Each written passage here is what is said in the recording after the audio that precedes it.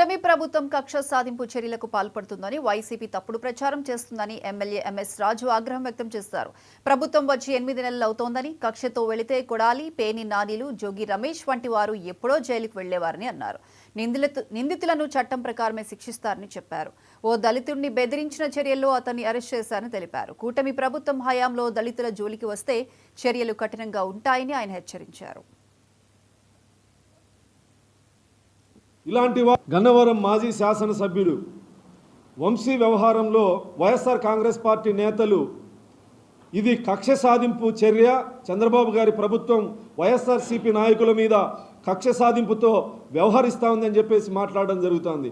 కక్ష సాధింపు చర్యే చంద్రబాబు గారి ప్రభుత్వం చేపడితే ఈరోజు అధికారం వచ్చి దాదాపు 8 నెలలు కావస్తుంది.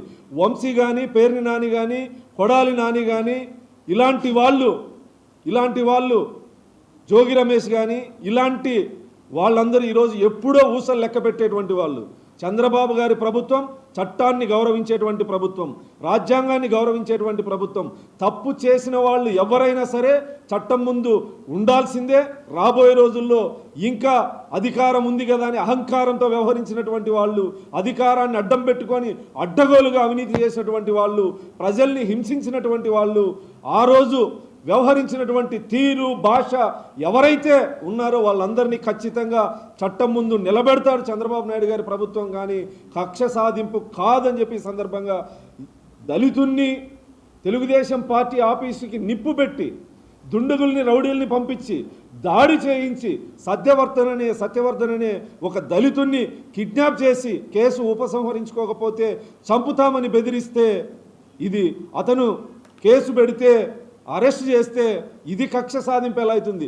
జగన్మోహన్ రెడ్డి ప్రభుత్వంలో దళితుని చంపి డోర్ డెలివరీ చేసిన చర్యలు ఉండవేమో కానీ చంద్రబాబు గారి ప్రభుత్వంలో దళితులు జోలికి వస్తే వంశీనా వాళ్ళ ఇంకొకరా అని చూసేటువంటి పరిస్థితి ఉండదు. రాబోయే రోజుల్లో ఇంకా కొంతమంది ఆ రోజు అధికారం ఉంది కదా అని విర్రవీగినటువంటి ప్రతి ఒక్కరూ జైలుకు వెళ్ళక తప్పదు. బంజారాల